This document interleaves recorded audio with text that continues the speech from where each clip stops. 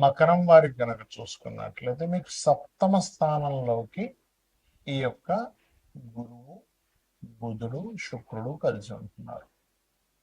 అలాగే మరొక విషయం ఏంటంటే ఈ మూడు గ్రహాల యొక్క కలయిక జూన్ 23వ తేదీ నుంచి జూలై 5వ తేదీ వరకు కలిసి ఉంటాయి ఈ మూడు గ్రహాలు. మరియు 3వ భావంలో శని, 2వ భావంలో రాహువు, చతుర్థం నుంచి పంచమంలోకి మారినటువంటి కుజుడు, 6వ భావంలో రేవున్నాడు, మంచిదే. మరియు అదేవిధంగా అష్టమ కేతు. మరి ఈ మూడు గ్రహాల యొక్క కలయిక ఒక యోగాన్ని ఇస్తుంది. కాబట్టి మీకు ఎటువంటి యోగాన్ని ఇవ్వనుంది, ఏ దేవతారాధన చేసుకోవాలి, ఎటువంటి విషయాల పట్ల మీరు చాలా జాగ్రత్తగా ఉండాలనేటువంటి అంశాలు చెప్తుంది నేనైనప్పటికీ చెప్పిస్తుంది సాక్షాత్ లలిత అమ్మవారిగా భావిస్తూ ఆ లలితాంబిక అమ్మవారి యొక్క అనుగ్రహం మీకు పరిపూర్ణంగా కలగాలని మనస్ఫూర్తిగా కోరుకుంటూ, ఇక్కడ ఎప్పుడైతే మీకు మీ లగ్నం నుంచి అంటే మకరం నుంచి కానివ్వండి, మకర రాశి అనుకోండి, లగ్నం అనుకోండి, సప్తమంలో 3 శుభగ్రహాలు వచ్చినందుకు మీ యొక్క జీవితంలో పార్ట్నర్స్ మూలంగా లేదా జీవిత భాగస్వామి మూలంగా కొంతవరకు సపోర్ట్ అనేటువంటిది ఖచ్చితంగా లభిస్తుంది. రెండవ విషయం, వివాహం కోసం ఎప్పటి నుంచో మీరు చేసే ప్రయత్నం, అందులో ముఖ్యంగా ఇష్టపడిన వారిని, బంధువర్గంలో ఉండేటువంటి వారిని, మీరు ఎక్కడైతే చదువుకున్నారో ఆ చదువుకున్న ప్రదేశంలో కలిగిన కొన్ని పరిచయాలు, అలాంటి పరిచయాల మూలంగా కలిగేటువంటి కొన్ని సంబంధాలు రావడం అనేటువంటిది మీకు కనబడుతుంది. కాబట్టి ఈ విషయంలో ఈ రకంగా ఉంది. అదేవిధంగా వ్యాపార అభివృద్ధి ఉంటుంది. గురుబలం, మీకు గురుబలంతో పాటు శుక్ర బుధుల యొక్క బలం కూడా రాశి మీద ఉంటుంది. కాబట్టి మీకు ఇది ఒక రకంగా చెప్పాలంటే చాలా మంచి సమయంగా చెప్పుకోవచ్చు. ఏదైనా ఉపాసన చేసుకోవడానికి, లేకపోతే ఏదైనా గురుబలం పెరిగింది అంటే మీరు ఒక ప్రయత్నం చేయడానికి చెప్పాలంటే. అదేవిధంగా 3వ భావంలో ఎప్పుడైతే శని ఉన్నాడో, ఈ శని గురు శుక్ర బుధ గ్రహాల యొక్క దృష్టిలో ఎప్పుడైతే ఉన్నాడో మీరు చేసే ప్రయత్నానికి కూడా గురుబలం పెరుగుతుంది చెప్పాలంటే. కాకపోతే కాస్త స్నేహితుల మూలంగా, ప్రేమ వ్యవహారాల మూలంగా కొంతవరకు చెప్పాలంటే కొంత స్ట్రెస్ అనేటువంటిది ఉంటుంది. స్నేహితులు, ప్రేమ వ్యవహారాలు, ఇటువంటి విషయాల మూలంగా అది ప్రధానంగా చూసుకోండి. అలాగే మరొక విషయం ఏంటంటే ఇక్కడ గమనించినట్లయితే ఈ యొక్క గ్రహాల యొక్క స్థితి, షేర్ మార్కెట్ విషయాల్లో కొద్దిగా జాగ్రత్తగా ఉండాలి. మరియు తాతగారి ఆస్తి విషయంలో, ఎందుకంటే ఇక్కడ సప్తమంలో అధిక గ్రహాలు ఉన్నప్పుడు తాతగారి ఆస్తిని అమ్మడానికి మాత్రం చాలా అనుకూలంగా ఉంటుంది. కానీ తాతగారి ఆస్తి విషయంలో ఎప్పుడైతే మీకు అష్టమ స్థానంలో కేతు ఉండి కుజుడు యొక్క దృష్టి పడుతుందో అక్కడ కొన్ని గొడవలు అనుకోండి, కొంత డిస్టర్బెన్సెస్ అనేటువంటివి కూడా మీకు కలుగుతూ ఉంటాయి. కాకపోతే ఇక్కడ క్రూరగ్రహాల్లో 3లో ఉండే శని మంచి ఫలితాలు ఇస్తున్నాడు. 2లో ఉండేటువంటి రాహు కూడా ఆన్లైన్ రిలేటెడ్గా కూడా మీకు ధనయోగాన్ని అనేటువంటిది కలిగింపజేస్తున్నాడు. ఇక మీరు నిత్యము చేయవలసినటువంటి దేవతారాధన సుబ్రహ్మణ్యేశ్వర స్వామి యొక్క ఆరాధన, లలితా సహస్రనామాల యొక్క శ్రవణం చేయండి, పఠనం చేయండి. మరియు అదేవిధంగా ఓం దుమ్ దుర్గాయ నమః అనే మంత్రం చేయండి. మీకు అన్ని విధాల బాగుంటుంది. గ్రహాల యొక్క కలయిక ఏదైతే ఉందో ఇది గోచారంలో ఉన్నప్పుడు ఇచ్చే ఫలితాలు, జన్మజాతకంలో ఉండేటువంటి ఫలితాలు ఉంటాయి.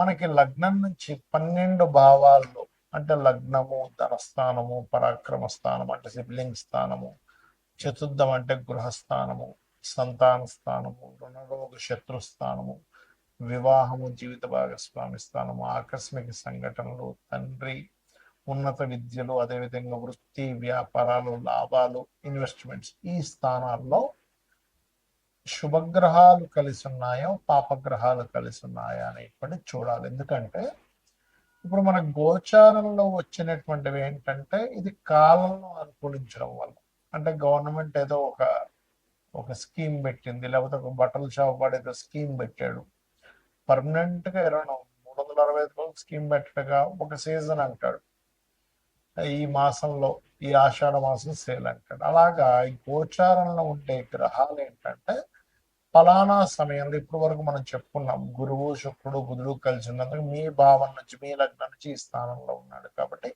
ఈ ఫలితాలు మీకు అనుకూలిస్తాయని. కానీ దీనికంటే ముఖ్యంగా మీ జన్మ జాతకంలో ఒక గ్రహం ఒక రాశిలో ఉన్నందుకు ఒక ఫలితం ఇస్తుంది, ఒక నక్షత్రంలో ఉన్నందుకు ఒక యోగాన్ని కలిగి ఉంటుంది. యోగము అంటే ఇంకో గ్రహంతో కలయిక, అది రాశితో కలయిక, నక్షత్రంతో కలిసి ఉందా లేకపోతే ఇంకొక గ్రహంతో కలిసి ఉందా అనేటువంటి చూడాలి. అది ఒక గ్రహంతో కలిసి ఉందా, రెండు గ్రహాలతో కలిసి ఉన్నాయా, మూడుతోన, కొంతమందికి 8 గ్రహాలు అష్టగ్రహ కూటమిలో కూడా పుడతారు. అష్టగ్రహ కూటమి ఇస్ వెరీ రేరెస్ట్ థింగ్ అన్నమాట.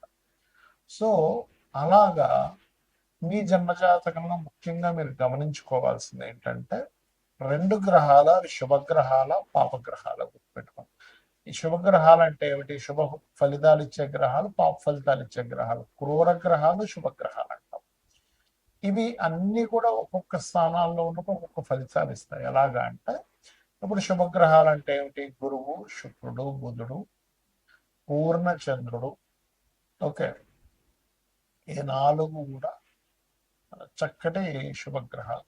మరి పాప ఫలితాలు ఇచ్చే గ్రహాలు ఏంటంటే ఇందులో వల్ల అర్ధపాపి ఉంటారు. ఎవరు? రవి అర్ధపాపి, పూర్ణపాపి కాదు.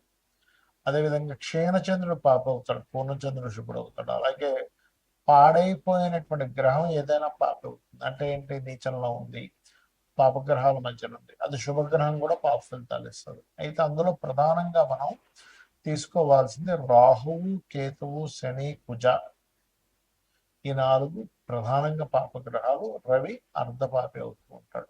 సిచ్యువేషన్స్ బట్టి గ్రహాలు మారిపోతుంది. అయితే ఇక్కడ మీరు అర్థం చేసుకోవాల్సింది, శుభగ్రహాలు మీకు కంప్లీట్ గా మీ యొక్క లగ్నం నుంచి, లగ్నంలో కానీ, ధనస్థానం అంటే 2వ స్థానంలో కానీ, 4లో కానీ, 5లో కానీ, 7వ భావంలో కానీ, అదేవిధంగా మీకు లాభభావంలో కానీ శుభగ్రహాలు కలయిక మంచి ఫలితాలను ఇస్తుంది, గుర్తుపెట్టుకోండి. దీంతో పాటు పోర్ట్ఫోలియో కూడా చూడాలి. మరి క్రూర గ్రహాలు ఏంటంటే ఇవి కూడా మంచి ఫలితాలు ఇస్తాయి. ఎక్కడ ఇస్తాయి చెప్తాను. 3వ భావంలో అంటే పరాక్రమం, మీకు ధైర్యంగా ఒక పని చేయాలంటే క్రూర గ్రహాల కలయిక ఉండాలి. అంటే ఏమిటేమిటి? రవి కుజులు కావచ్చు, శని కుజులు కావచ్చు, అదేవిధంగా మనకి కుజుడు రాహు కావచ్చు, కుజుడు రవి కావచ్చు. ఇలా ఇప్పుడు నేను చెప్పినటువంటి గ్రహాలు ఏవైతే రాహు, కేతువు, కుజుడు, రవి అండ్ పాప ఫలితం, పాప సంబంధం కలిగిన గ్రహం, ఇవి ఏం చేస్తాయంటే వెరీ క్లియర్గా ఇవి మీకు 3లో ఉన్న, 6వ భావంలో ఉన్న, 3లో ఉంటే పరాక్రమాన్ని ఇస్తుంది, ధైర్యంగా ఒక స్టెప్ తీసుకోవడానికి ఇస్తుంది. 6వ భావంలో ఉంటే శత్రువు నిలబడలేడు మీ ముందు, గుర్తుపెట్టుకోండి. 6లో కుజుడున్న జాతకుడు చూడండి, ఏ శత్రువు మీ ముందు నిలబడలేడు, శత్రు నాశనము అంటుంది శాస్త్రం. అదేవిధంగా 6వ స్థానంలో అధిక గ్రహాలు ఇంకొక ఇబ్బంది కూడా ఉంది. ఏమిటది అంటే కొంచెం ఎక్కువ కర్మలు పెండింగ్ ఉన్నాయి, కొంచెం ఎక్కువ పోరాటం ఉంటుంది లైఫ్లో శుభగ్రహాలు పాపగ్రహాలు ఉన్నందుకు. కాకపోతే పోరాడేటువంటి శక్తిని కూడా ఆ గ్రహాలు ఇస్తాయి, గుర్తుపెట్టుకోండి. అలాగే దశమంలో కూడా పాపగ్రహాలు మంచిది, ఎందుకంటే దశమం కూడా కార్యం చేయడానికి ఉండేటువంటి ఫలితాన్ని ఇచ్చేటువంటి స్థానము. సో ఎప్పుడైతే దశమ స్థానంలో పాపగ్రహాలు ఉన్నాయో, క్రూర గ్రహాలు ఉన్నాయో, అది ఇచ్చేటువంటి రిజల్ట్ ఏమిటి అని చెప్పి చూసుకున్నట్లయితే ఖచ్చితంగా అది కూడా మంచి ఫలితాలను ఇస్తుంది, ఇచ్చి తీరుతున్నందులో ఎటువంటి సందేహం లేదు. అలాగే మరొక విషయం ఏంటంటే ఇక్కడ గమనించినట్లయితే ఇక్కడ మరి లాభంలో ఏంటంటే శుభగ్రహాలు పాపగ్రహాలు రెండూ ఫలిస్తాయి.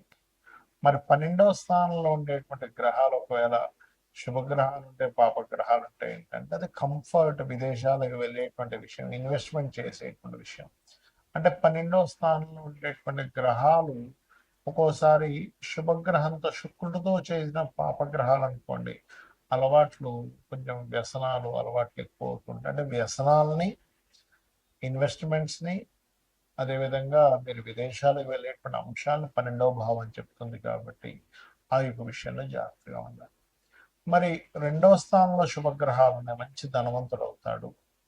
కలయిక ఎక్కువ గ్రహాలు, శుభగ్రహాలు కలయిక, పాపగ్రహాలు కలయిక ఉందనుకోండి, కుటుంబ సభ్యులతో ఎప్పుడు ఏదో ఒక పేచి, కుటుంబ సభ్యులు ఇతనికి సపోర్ట్ చేయకపోవడం, లేకపోతే ఇతను కుటుంబ సభ్యులతో కలవలేకపోవడం అనేటువంటిది జరుగుతూ ఉంటుంది. కాబట్టి ఎప్పుడూ కూడా శుభగ్రహాలు పాపగ్రహాలు రెండూ మంచివే, కానీ అవి ఎక్కడ ఉంటే ఎటువంటిది అనేటువంటిది చూసుకోవాలి. ఎలా అంటే ఇప్పుడు చిన్న ఎగ్జాంపుల్ చెప్తాను నేను. మాకు మెడ ఉంది, మెడ దగ్గర మూవింగ్ అయ్యేకుండా మజిల్ ఉండాలి, అంతేగాని స్టిఫ్గా ఈ చేయి దగ్గర ఉన్నట్టుగా స్టిఫ్గా ఉండేది ఉంటే ఇక్కడ పనికి రాదు. ఎందుకంటే ఎటు చూడలేం, తిరగలేం, మాట్లాడలేం, అటు ఇటు తిప్పలేం మాట. అంటే ఇది మూవింగ్ అయ్యేలా ఉండాలి, అంతే కదా. కాళ్ళకి మోకాళ్ళ దగ్గర మూవ్ అవ్వాలి, కానీ కింద కాళ్ళు పై భాగం తొడ దగ్గర మూమెంట్ ఉండకూడదు. ఎందుకంటే అక్కడ ఉంటే మనిషి నిలబడలేడు. అంటే మన యొక్క శరీర భాగాలలో ఎక్కడ మీకు బెండ్ అవ్వాలి, ఎక్కడ బెండ్ అవ్వకూడదు అనేటువంటి సిస్టమ్ ఎలా అయితే భగవంతుడు క్రియేట్ చేశాడో, గ్రహాలు కూడా పరాక్రమం ఉండాలా వద్దా అంటే ఉండాలా. అప్పుడు మూడో గ్రహంలో పాపగ్రహాలు ఉండాలి. శత్రువుపై జయం ఉండాలా లేదా, కాంపిటేటివ్ గా తీసుకోవాలా లేదా, కాంపిటీషన్ గా ఫీల్ అవ్వాలా లేదా అంటే ఆరో భావంలో పాపగ్రహాలు ఉండాలి. అది చాలా మంచిది. మరి ఎటువంటి ఒడిదుడుకులు వస్తున్నా నేను కెరీర్లో నిలబడాలంటే దశమంలో పాపగ్రహాలు ఉండాలి.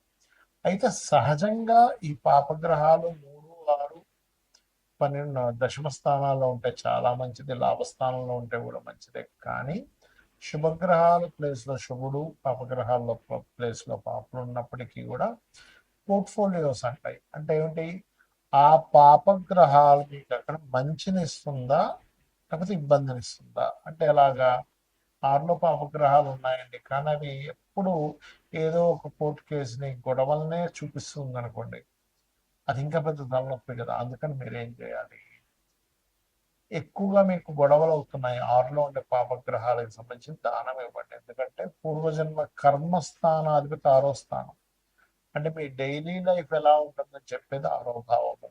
గొడవలు అవుతున్నాయి, అప్పులు అవుతున్నాయి, ఎప్పుడు ఏదో ఒక ఘర్షణ ఉంటుంది నా లైఫ్లో అన్నప్పుడు మీ లగ్నం నుంచి, అంటే మీది మేషం నుంచి మీనం వరకు ఏ లగ్నమో తెలుసుకొని అక్కడి నుంచి 6వ స్థానంలో ఉండే గ్రహాలకు దానం ఇవ్వండి.